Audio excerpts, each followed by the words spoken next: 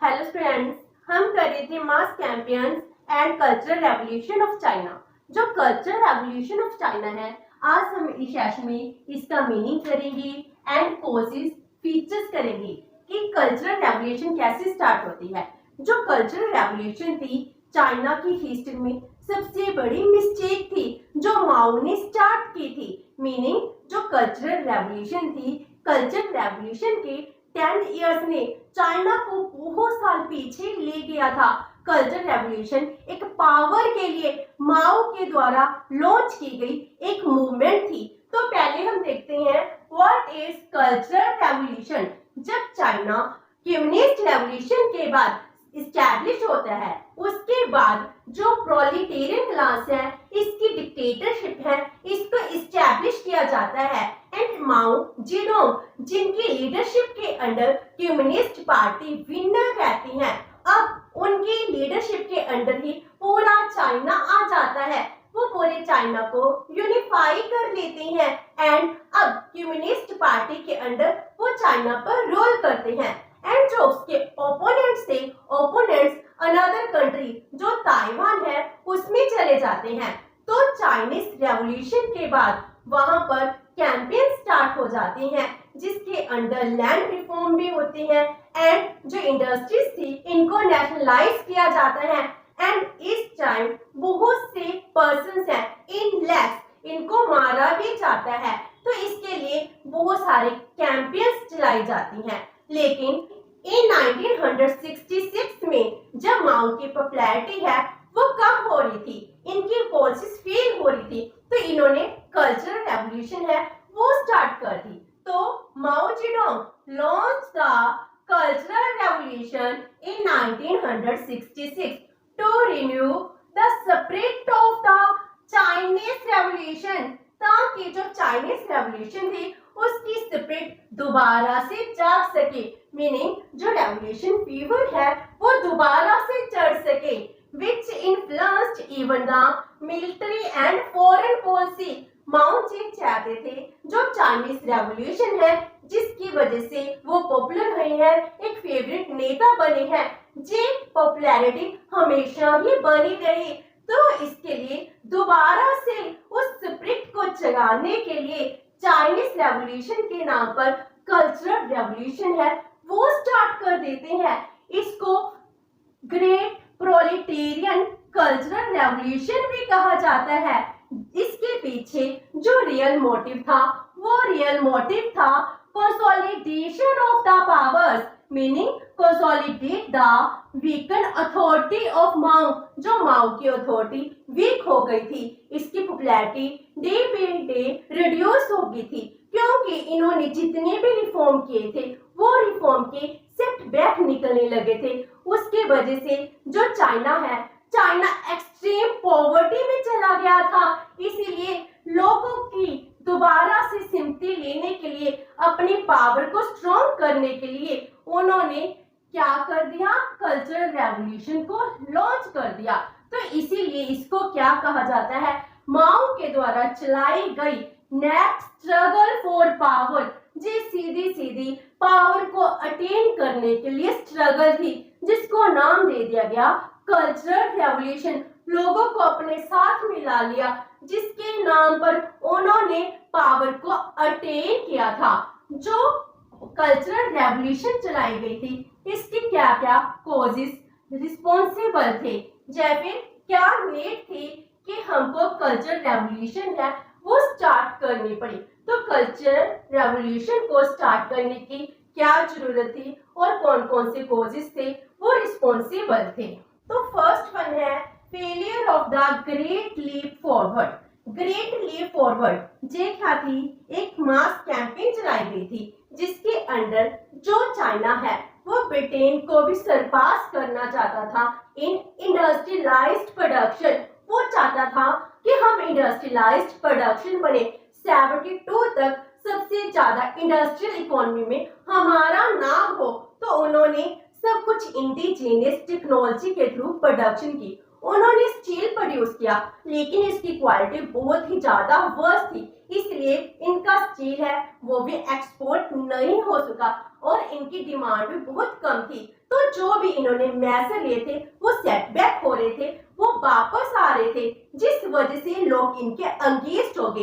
And क्या होता है, जो एग्रीकल्चर प्रोडक्शन है वो भी रिड्यूस हो जाती है।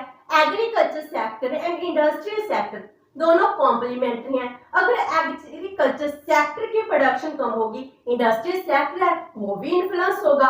तो ग्रेट लीप फॉरवर्ड में जिसमें चाइना इंडस्ट्रियलाइज्ड इकोनॉमी बन रहा था, इस वजह से चाइना बैक पर आ जाता है, इसको वो अचीव नहीं कर पाते हैं। तो अपनी पॉपुलैरिटी को मेंटेन करने के लिए जो माओ जेडोंग है वो क्या करते हैं, कल्चरल रेवोल्यूशन है इसको स्टार्ट कर देते हैं। Number 2, groupism with in people's liberation party. जो चाइना की पीपल्स लिबरेशन पार्टी है, जो कम्युनिस्ट पार्टी है, इसकी जो आर्मी है उसको पीपल्स लिबरेशन आर्मी कहा जाता है। तो इसी पार्टी के बिटवीन 2 ग्रुपिज्म बन जाते हैं। एक ग्रुप ऐसा होता है जो माओ को फेवर करता है एंड सेकंड ग्रुप वो था जो माओ के अगेंस्ट था। तो जो माओ के ओपोनेंट थे वो ये चाहते थे कि जो आर्मी है इसको मॉडर्नाइज किया जाए, इनके पास अच्छे वेपन्स होने चाहिए, क्योंकि आर्मी का काम है देश को प्रोटेक्ट करना। लेकिन जो माओ के सपोर्टर्स थे वो क्या चाहते थे कि जो आर्मी है वो कम्युनिस्ट पार्टी है इसके अंडर ही काम करे, जो चाइनीज रेवोल्यूशन है इसको कंटिन्यू करने के लिए काम करे, मीन अपने ही लोगों को सप्रेस करने के लिए काम करे। तो आर्मी में क्या होगी, 2 पॉलिटिकल पार्टीज बननी स्टार्ट होगी, 2 ग्रुप्स बनने स्टार्ट हो गए। एक माओ को फेवर कर रहे थे, एक माओ को अंगेज थे। इस तरह जो आर्मी है, आर्मी में भी पार्टीशन होनी स्टार्ट हो जाती है। एंड उसके बाद जो सबसे मेन कॉज था, स्ट्रगल फॉर पावर, क्योंकि माओ की पॉपुलैरिटी कम हो गई थी, इसीलिए उनको दोबारा से पावर चाहिए थी। और इस टाइम जो माओ थे, माओ क्या कर रहे थे, माओ के जो ओपोनेंट्स थे उनके पोजीशन स्ट्रॉन्ग होते जा रहे थे। जो लिन बियो है वो इनके मेन ओपोनेंट थे। तो उन्होंने क्या किया, कल्चरल रेवोल्यूशन स्टार्ट करते हैं। कल्चरल रेवोल्यूशन स्टार्ट कर माओ लिन बियो के जितने भी सपोर्टर्स थे पहले इनको खत्म कर देते हैं। तो 1971 में प्लेन क्रैश में क्या होता है, लिन बियो की डेथ हो जाती है। आफ्टर दैट जे पार्टी के इकलौते वारिस रह जाते हैं जो सबसे पॉपुलर नेता थे। इसीलिए अपने ओपोनेंट्स को दबाने के लिए माओ जेडोंग ने कल्चरल रेवोल्यूशन है वो स्टार्ट की थी। Mao losing his grip over government, army and the party, इसीलिए उन्होंने अपने क्रिटिसिज्म है, अपने क्रिटिसाइजर है, इनसे बचने के लिए कल्चरल रेवोल्यूशन है इसको स्टार्ट किया था। तो ये थी need of the cultural revolution. Now main features of cultural revolution. जो कल्चरल रेवोल्यूशन स्टार्ट की गई थी इसके मेन फीचर कौन कौन से थे। First one is prosecution of anti Maoist group. जो एंटी माओइस्ट ग्रुप है, मीनिंग जो भी पर्सन माओ को क्रिटिसाइज करता था, उस टाइम तक क्या था, 66 से पहले जो भी इंटेलेक्चुअल थे उनको लिबर्टी दी गई थी, वो अपने राइटिंग्स में कुछ भी लिख सकते थे। जब चाइनीज रेवोल्यूशन होता है इसमें जो पर्सन थे उनकी डेथ हो जाती है तो वो माओ को क्रिटिसाइज करना स्टार्ट कर देते हैं। तो कल्चरल रेवोल्यूशन स्टार्ट करते हैं, लोगों की लिबर्टी को खत्म कर दिया जाता है एंड जितने भी एंटी माओइस्ट ग्रुप थे इनको खत्म करना था, इनको पनिशमेंट देनी थी। इसके लिए जो कल्चरल रेवोल्यूशन है वो स्टार्ट की गई थी। तो इस टाइम माओ ने एक बुक स्टार्ट की थी, रेड बुक, जो माओ की राइटिंग थी। मिस माओ ने अपने बुक में अपने व्यूज को लिखा था। तो हर एक के लिए कंपलसरी बना दिया कि हर एक पर्सन रेड बुक के फेवर में ही बात करेगा।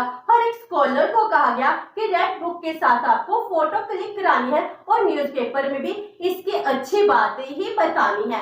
तो रेड बुक को कंपलसरी कर दिया गया। Next is physical labour was made compulsory. 1966 में जो स्कूल कॉलेजेस हैं इनको बंद कर दिया गया, इनको बंद कर कर क्या कहा गया कि आपको फील्ड में जाना है, एग्रीकल्चर फील्ड में जाएं, वहां जाकर काम करें, आपको पता चलेगा लोग क्या काम करते हैं, साथ में ट्रेनिंग भी होनी चाहिए। तो इस तरह फिजिकल लेबर है हर एक स्टूडेंट्स के लिए कंपल्सरी कर दिया गया। Next is prosecution of critical intellectual. जो क्रिटिकल इंटेलेक्चुअल्स थे, जो अपने राइटिंग में माओ के अंकेस्ट लिखते थे, उनको बहुत ज्यादा हराश किया गया, इनके साथ इनह्यूमन बिहेव है वो किया जाता है। इसलिए जो इंटेलेक्चुअल थे इनको पनिशमेंट देने के लिए कल्चरल रेवोल्यूशन है वो स्टार्ट की जाती है। Then emphasize on simple living. जी कहते हैं कि उस टाइम चाइना में जितने भी ऑफिसर्स हैं उनको सिंपल लिविंग में रहना है, बिल्कुल सिंपल लाइफ स्पेंड करनी है, एक्स्ट्रा वेजेस फालतू खर्ची नहीं करनी है, कोई शो ऑफ नहीं करना है। इसलिए कल्चर रेवोल्यूशन में सिंपल लिविंग पर स्ट्रेस दिया जाता है।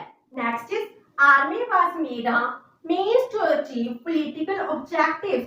जो आर्मी है, आर्मी को किस लिए यूज किया जा रहा था? अपने पॉलिटिकल ऑब्जेक्टिव को अचीव करने के लिए। जो चाइनीज रेवोल्यूशन है, जो माओ के सपोर्टर थे, एपीजे क्या कहते थे कि हमको कम्युनिस्ट पार्टी की लीडरशिप के अंडर ही जो चाइनीज रेवोल्यूशन हुई है, जो रेवोल्यूशन के अगेंस्ट बोलते हैं, उसको मारने के लिए ही यूज करनी चाहिए। जब आर्मी के 2 पार्ट्स बन जाते थे, तो आर्मी को किस लिए यूज कर रहे थे? अपने पॉलिटिकल ऑब्जेक्टिव्स हैं, इनको अचीव करने के लिए ही यूज किया जा रहा था। Next is supreme position of the party. जो पार्टी है, पार्टी की सुप्रीम पोजीशन हो जाती है। इसका मीनिंग क्या हो गया?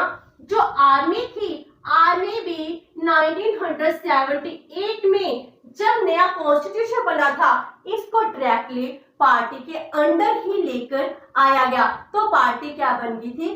टोटली सुप्रीम बन गई थी। Next is role of the red guards. Red guards का मीनिंग क्या है? जो स्कूल और कॉलेजेस थे जिसको बंद कर दिया गया था, उसमें फिजिकल लेबर है कंपल्सरी कर दी गई थी और उसको आर्मी में भी एंटरटेन किया गया था। इवन की जो 12-13 ईयर के बच्चे थे उनको भी आर्मी में बुलाया गया था, रिक्रूट कर लिया गया था। जो छोटे बच्चों की आर्मी थी उनको लिटिल रेवोल्यूशनरी गार्ड कहा जाता था, एंड जो बड़े थे उनको रेड गार्ड्स कहा जाता था। मीनिंग जिस स्टूडेंट्स को भी आर्मी में ऐड कर रहे थे। Next is revolutionary communities. हर एक विलेज में क्या हो रहा था? रेवोल्यूशनरी कम्युनिटीज बन रही थी, जिसमें अगर कोई भी कम्युनिस्ट पार्टी के अगेंस्ट या फिर माओ के अगेंस्ट, सोशलिज्म के अगेंस्ट कुछ भी बोलता था, वो गार्ड्स क्या करते थे? उनको मार देते थे। हर एक विलेज में रेवोल्यूशनरी कम्युनिटी बन गई थी। And last one is criticism of Lin Biao. जो माओ के मेन क्रिटिसाइजर थे, माओ के मेन ओपोनेंट्स थे, वो क्या करते हैं? इनको खत्म करने के लिए, लिन ब्यू को क्रिटिसाइज करने के लिए जो कल्चरल रेवोल्यूशन है वो स्टार्ट कर देते हैं। तो इसके अंदर क्या होता है? जो लिन बाओ है, लिन ब्यू के सपोर्टर इनका साथ छोड़ जाते हैं। 71 में जब ये देश से जा रहे होते हैं तो प्लेन क्रैश में इसकी डेथ हो जाती है। उसके बाद माओ है वो ही पार्टी के मेन लीडर बन जाते हैं। तो इस तरह ये होगी main features of cultural revolution. Next section में हम करेंगे results of the cultural revolution. Hope so कि आपको जी सेशन अच्छा लगा होगा। अगर आपकी कोई क्वेरी है तो post in comment box, and video अच्छी लगी तो please like and share with your friends. Thank you so much, have a nice day.